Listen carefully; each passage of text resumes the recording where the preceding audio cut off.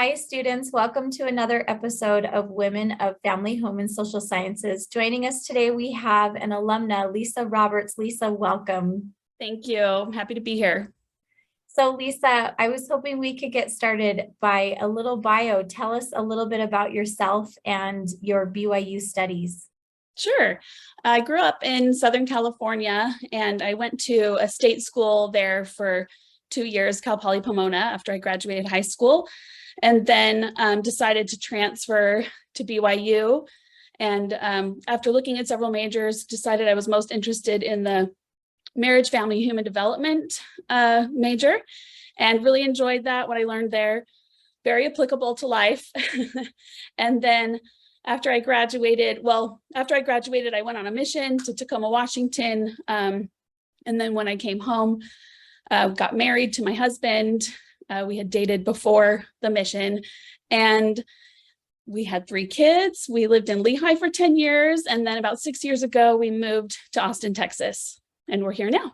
Oh, fantastic. And are you staying at home with them? I noticed that you do real estate. Tell us a little bit about your current situation. Sure. So I would definitely say my job is a hybrid of staying home and working, and it ebbs and flows. It works well for my personality because I like to do different things and like to, have new experiences. So the fact that it's not a typical 9 to 5, and sometimes I'm writing contracts late at night is perfectly fine with me. So it's definitely a busy job, hours wise, is probably close to full time some weeks, and then some weeks not as much. So I've really enjoyed that flexibility with my family. That's so amazing. Yeah. Well, thank you so much again for being here. And I think one of the first questions that I have for you is about your faith and how your faith has played an active role in your decisions, because it seems like you went on this trajectory and you've moved a couple times, and now you're enjoying the fruits of a career and family and trying to figure all of that out. So can you tell us a little bit about your faith journey? Sure. Especially, in hindsight, having been graduated now for almost 20 years, and just looking back to where my life is now and the steps that were put in place for me to be here. So I would say, starting in high school, I really started to follow that still small voice or recognize it. And I felt really blessed that throughout every big decision I've made, I've been able to rely on that. And I've definitely seen how that has led me to real estate and also guided me as I've helped clients because, at some point, everyone is going to buy a house. And so it's a really great, valuable skill to know a little bit about it. And then just seeing how when, things are working out for a client, it usually has to do with, their faith, and they're wanting to be happy in a house. And certainly Heavenly Father wants everyone to be happy and have those blessings. So I've been able to see that for my clients. And then as well as for myself, I feel like I've definitely been guided after my mission. I just happened to give a talk, my homecoming talk and award. And there was a real estate broker there. And he said, "Hey, are you looking for a job?" Just got back. I said, "Sure." So I ended up working in the office there and really working one-on-one with the broker to, do ads, to input listings, to just do all of these things related to real estate. And he really did mentor me and help me to kind of grow in that business to the point that I eventually managed the office and was able to get my real estate license. So picking up from there, having 3 little kids was not the right time for me to do real estate. So I was happy to be very consumed with motherhood when my kids were small and to just focus on that. But then as they got older, you start asking those questions of, okay, I'm going to have some more time on my hands, or what's coming next. And then just seeing how I was again guided to this profession of real estate. Yeah. That's amazing. In fact, that kind of leads to another question about what you've had to kind of grapple with, either personally or professionally at each stage, because Sure. it seems like what you did is you took kind of a step back, like you were introduced to the world. And then when you started having a family, you kind of stepped back and you said, this is something that I want to do right now, is just be full-time committed to my kids. And then coming back into the space of, you know what, I kind of want to try this on again. So can maybe you lead us through the different things that you felt like you and your husband needed to grapple with in that decision-making process? Yeah, definitely. So having done the marriage, family, human development major, I had initially wanted to go into counseling and get a master's degree. However, being a missionary and seeing myself kind of in the position of helping these families through these really difficult challenges, I realized this is not something that I really want to deal with. I admire very much family counselors because I know that they bring home a lot of that stress and those just the hard stories that they hear. And so that kind of changed my path, where I did not end up wanting to go into that profession. So I was kind of open-ended at that point. My husband was in grad school, and yeah, like I said, I just really had always wanted to be a mom, had always was so excited about it. Certainly didn't really have an opinion one way or another if I would always be a stay-at-home mom. My mom is an art professor, so she always kind of taught in and out of when we were children. So I would just say it kind of evolved to getting to the point where, I was ready to seek something else out, and had the time to do it. My husband was established in his career. And while that isn't necessarily the case for all families, that, maybe it is the right thing for someone, the wife to go to school, or maybe you're single, those kinds of things.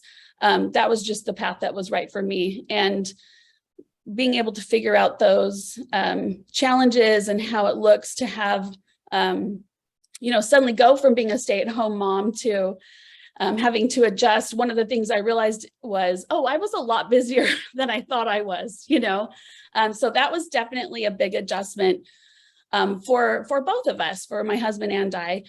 And we tried to make it as little of an adjustment as possible for the kids, for sure. So that was probably one of the things. And then I would say grappling with my own self-doubt or fears of, can I do this?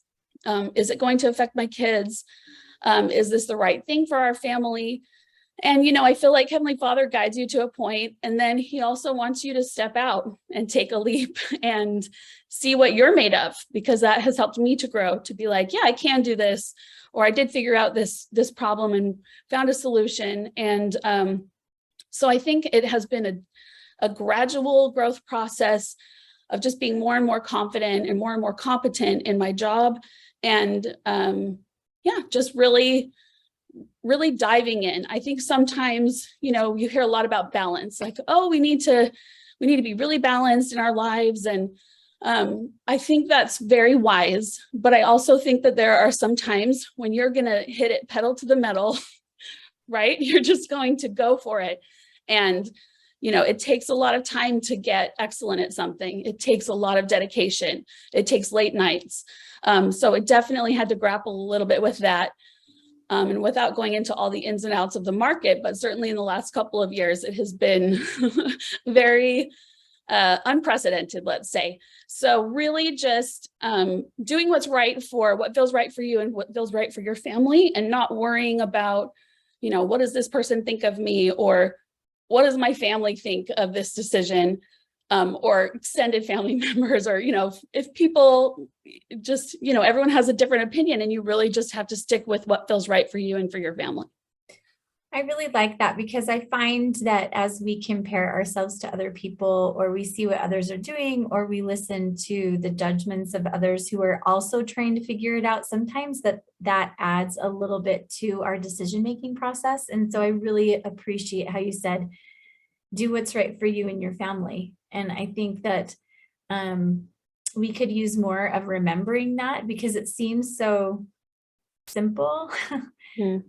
But I think it's very easy to compare as well, right? So, and I think grappling with that fear, we don't consciously think about it on an everyday basis, but we are always dealing with a decision that's based in fear or faith.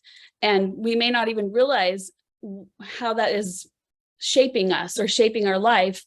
And so I think recognizing that it's normal to have a fear about starting your own business. It's normal to have fear about investing in a property. Is this going to work? But really moving forward with steps of faith and feeling like Heavenly Father doesn't want you to fail. And if you've done your research, you've done your homework, to really take a step. Like I've seen that I'm working with so many different clients. I've seen how people's reactions to things really do make a difference in their situation in life. And I've seen really successful people deal with a setback or, hey, that house didn't work out or this obstacle, and just plow right through. And then I've seen people get really scared and shut down, and we have to work through that. But the ones who are able to work through it are always happier on the other side, that they made the right decision and didn't let their fear get in the way, myself included. Yeah. In fact, as you were talking, just a little personal anecdote, I've been really thinking about fear and faith and if they can exist at the same time. Because I think for me, you have that scripture that talks about love, pure love casteth out all fear, which, love is Christ, and Christ casteth out all fear. But I think sometimes they can exist in the same place, but it's what we do with those feelings that really allow us to propel forward. And that's kind of what I'm hearing, is that you will most likely have these fears when you're making these big decisions.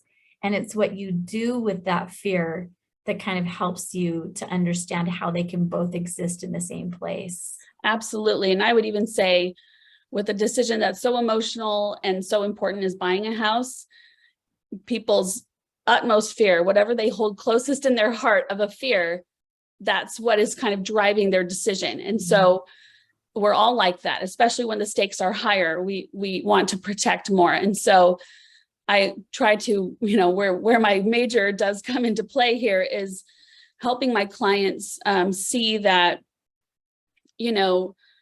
it is emotional, and it is an emotional response, and how to work through that and be able to logically see the benefits and just try to overcome that fear so it doesn't affect your life negatively, and so that you can make those decisions that are going to be the most helpful. Yeah.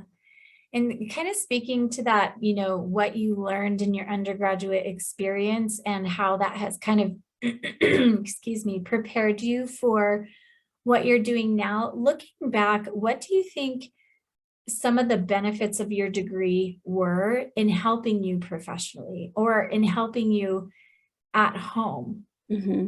Yeah, I would say it definitely has helped in my whole life situation.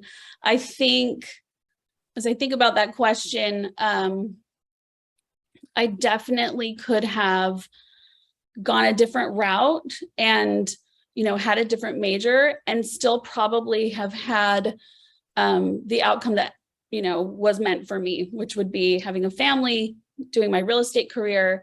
So in other words, like, we can have different paths to lead us to the place that we're supposed to be. Definitely the things that have helped me the most are probably the classes on parenting that I had, the classes about human nature and psychology, just talking with professors about, I would sometimes ask questions like, well, what does this end up looking like in a not so perfect situation? What does, and a social science is very ambiguous because people are all very different. So I think that is kind of tied into what I mean by there are a lot of different paths and a lot of different ways. And I think sometimes we feel like this one path is the only path, and if I don't do that, then I've failed, but I've definitely seen over time that, we have a lot of opportunities and a lot of options. And so I think I had more compassion and human understanding of those things after I went through that program. That's so great. One of the things we talk about as advisors is this idea of competency development, which is essentially like, what are the skills that I'm learning in these classes that are transferable, that people are looking for whether or not you're working with people or you're working with diverse populations of people.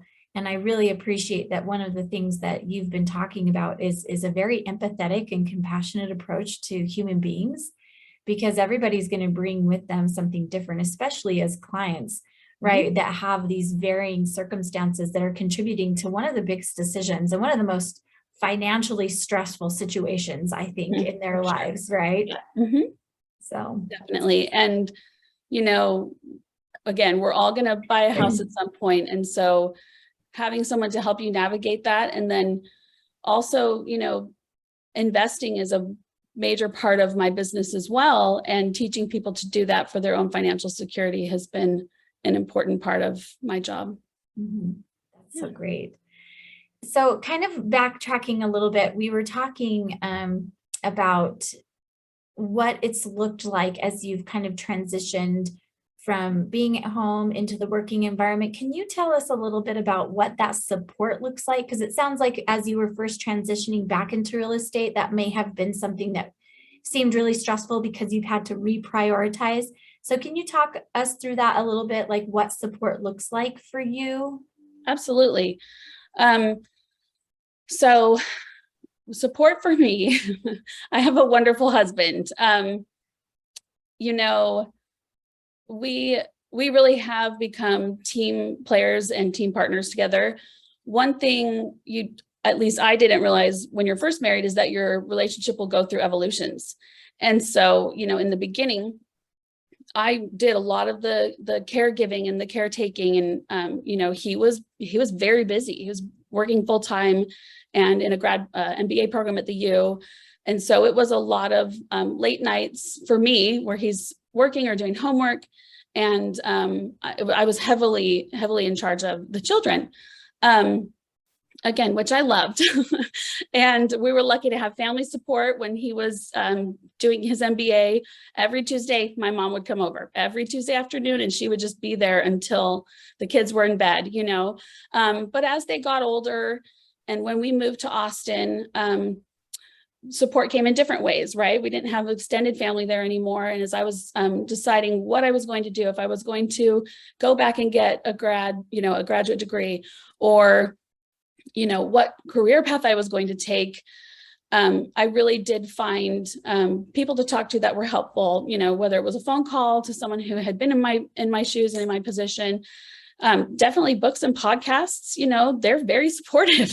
These are experts. That's why their voices are being heard all over. So I just did a lot of, practical research on how to best handle this.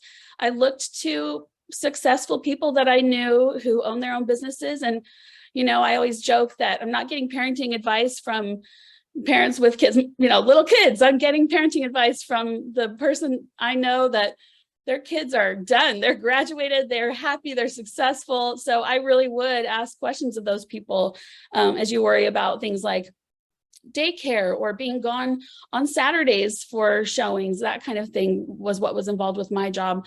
But my youngest, who spent more time in preschool, I found great support in her preschool. It was fantastic. In fact, she's a much better cleaner than my other two kids. She's more organized. And I joke that it's because she was raised by Miss Lori, this wonderful, she helped me raise her. And that's been so special to see that there are different ways of doing it. And support comes in unexpected places. I would say that seeing other people in my profession and just how they dealt with it, in my brokerage or otherwise, really just gave me the confidence that, I can think outside the box. There is not one right way to do something.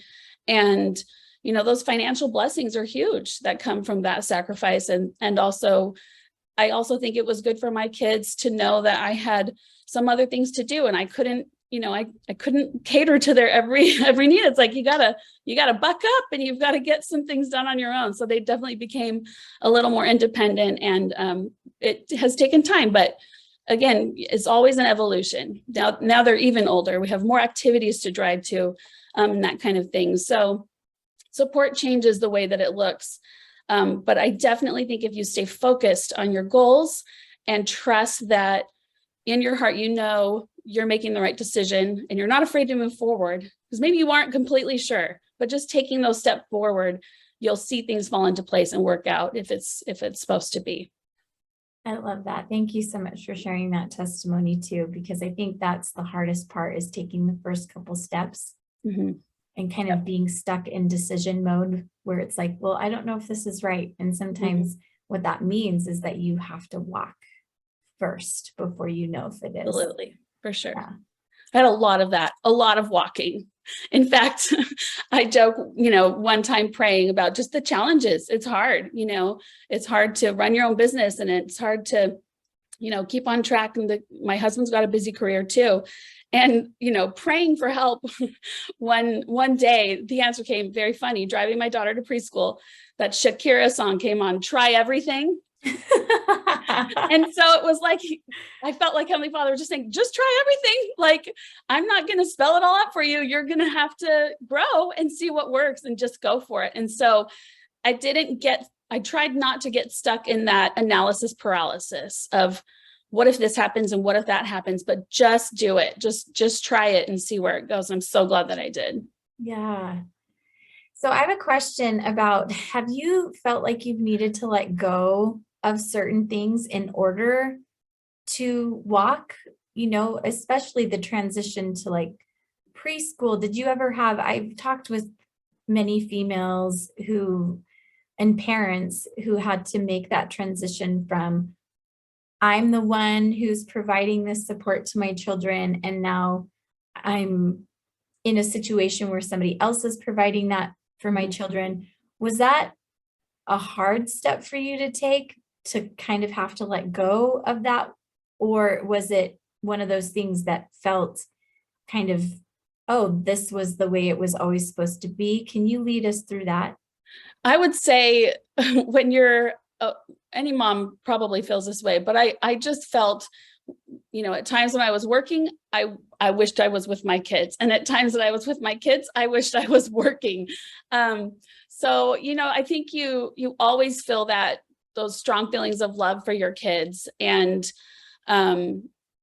you want to be there for them for everything and not miss anything. Thankfully, I have a super supportive husband. And so there's a give and a take. And that has definitely evolved too. Like, at first I was doing most of the housework, and then I went, this is not working anymore. This is something has to change. So first we got a Roomba to clean the floors, but, eventually we decided that we needed a housekeeper to come, and that just relieved everyone of that kind of feeling of pressure of getting that done on top of everything else that we had going on. So I don't know if that answers your question. I think that that's great. No, I think that, a lot of people have said that there were things they would rather, with their limited amount of time with their children, because now they've adopted working, have had to let go of some other things that they would typically do and be really creative in the way that they did that. And sometimes I feel like there's a lot of mom guilt there, right? Because as you have raised your family and you've been the housekeeper, the nurse, the psychologist, all of these different roles that stay at home, and I'll say even just stay at home parents experience, that there were some things that they're like, you know what, I need to let go of some of these and not have any guilt about what that looks like for me. So I'm actually really grateful that you said what you said, because I think that, again, we get into this mentality that it has to look a certain way. And I think it's also easy to feel like when you're in this situation that whatever situation you're in feels pretty permanent, or at least maybe you can't see your way out of it right then, but just knowing that things always change. That's one thing, what do they say? Cliche, it will always be constant.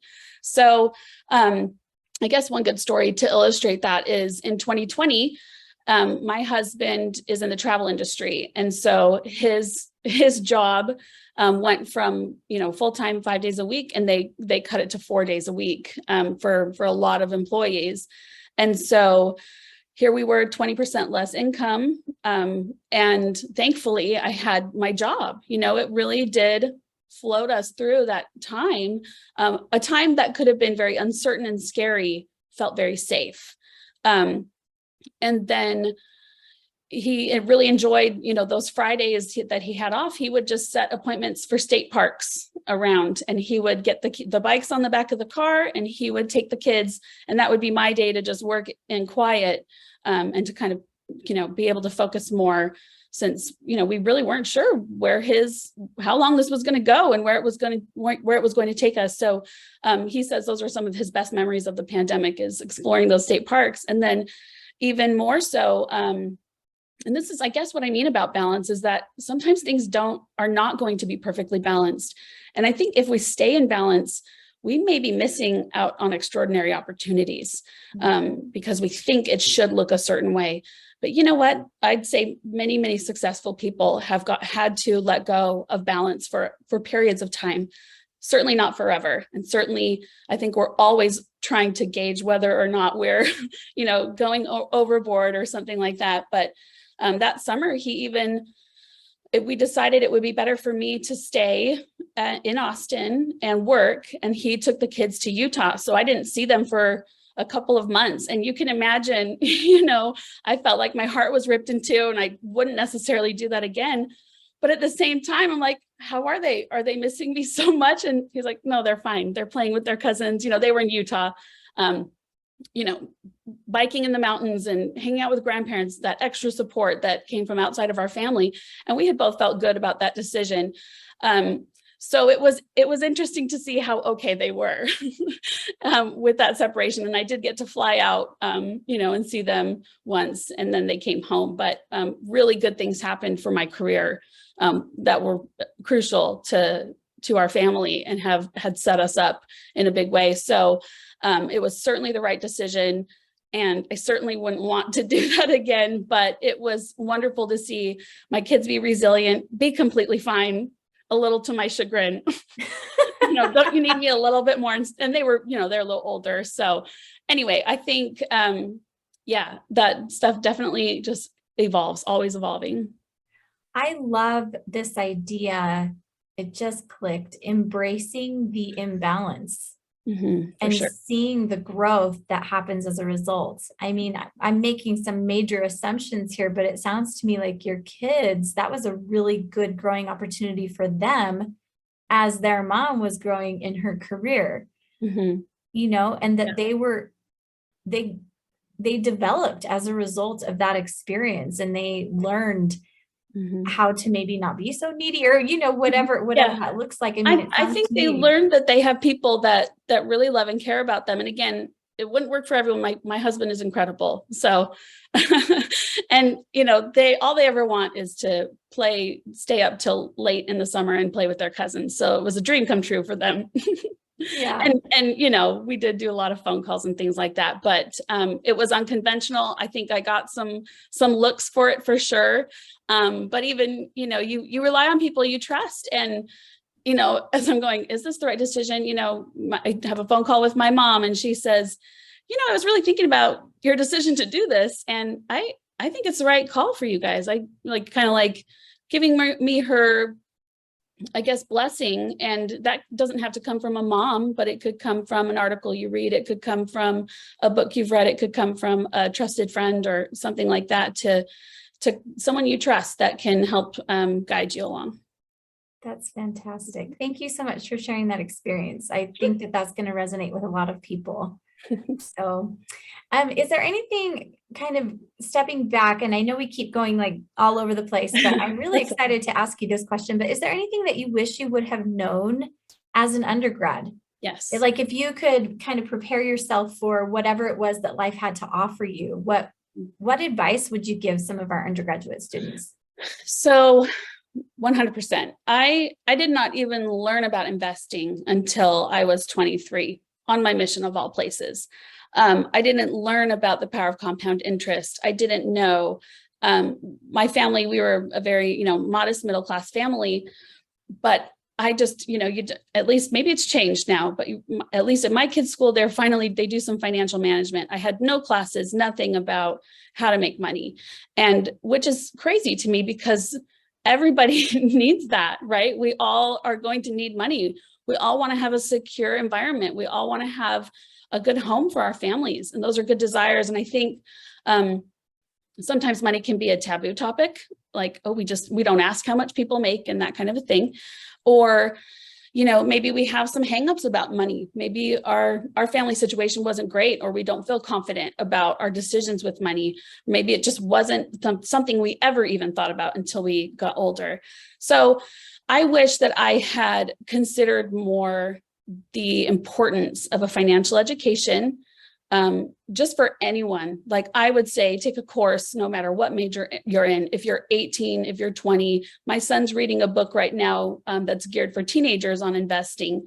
And because I don't want them to grow up like I did, which, again, not a criticism. It was just not something that was thought about or even taught.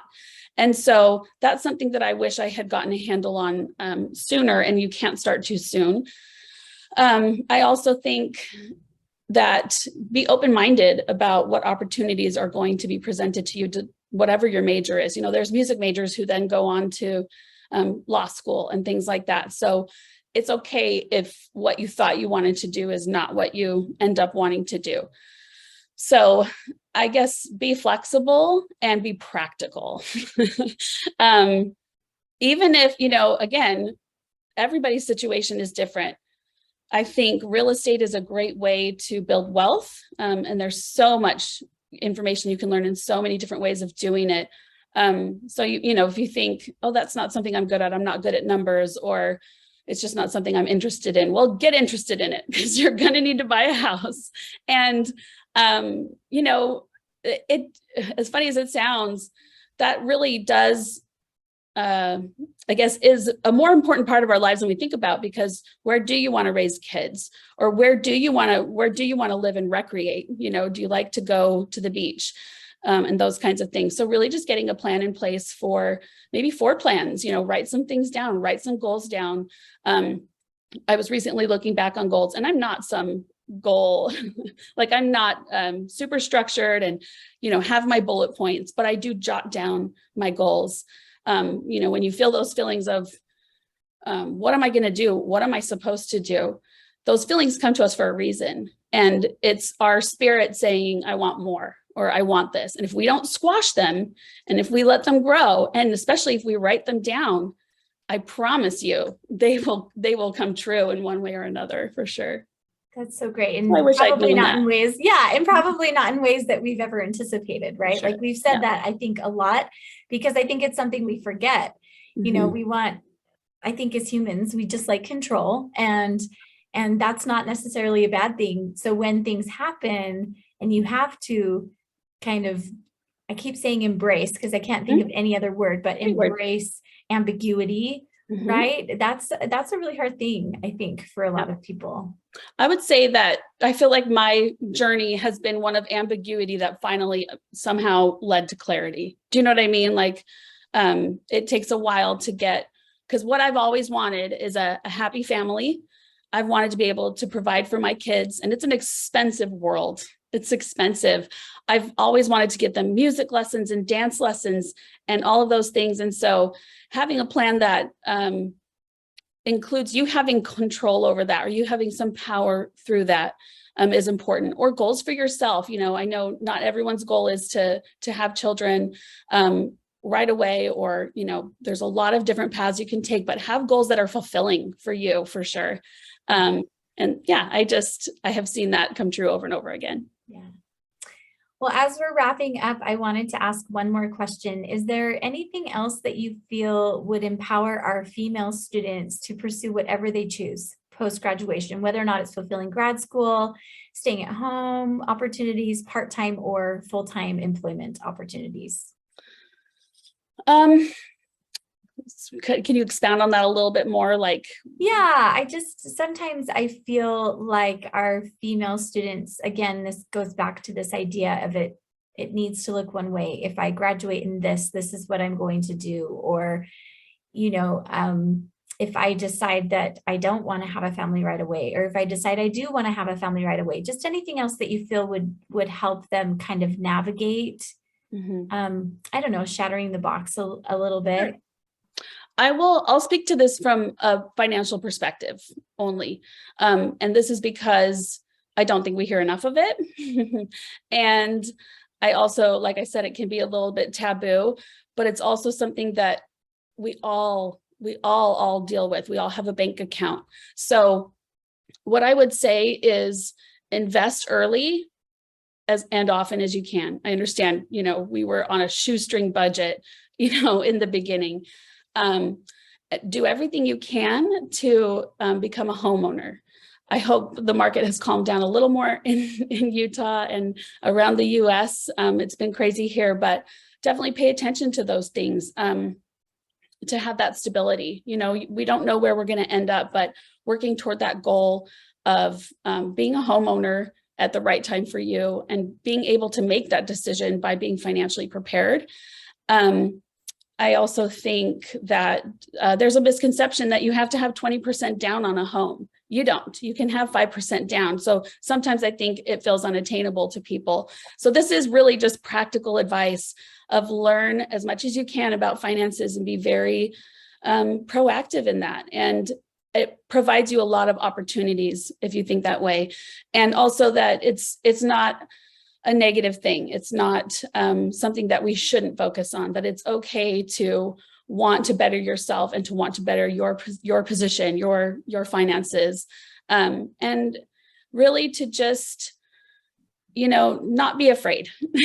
Don't be afraid of, opportunities that come up. I think when I was in my undergrad, I always thought, well, someone else could do it better, or I don't want to bother the professor, right?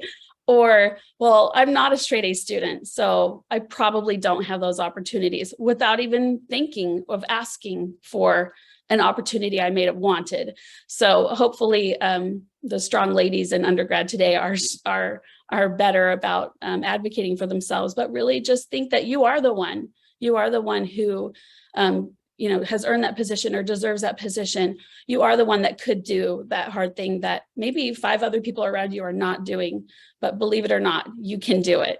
So if there's something that's stirring in you or driving you, listen to it, foster it, feed it, and see where it takes you. Wonderful. Lisa, thank you so much for your time and for your energy.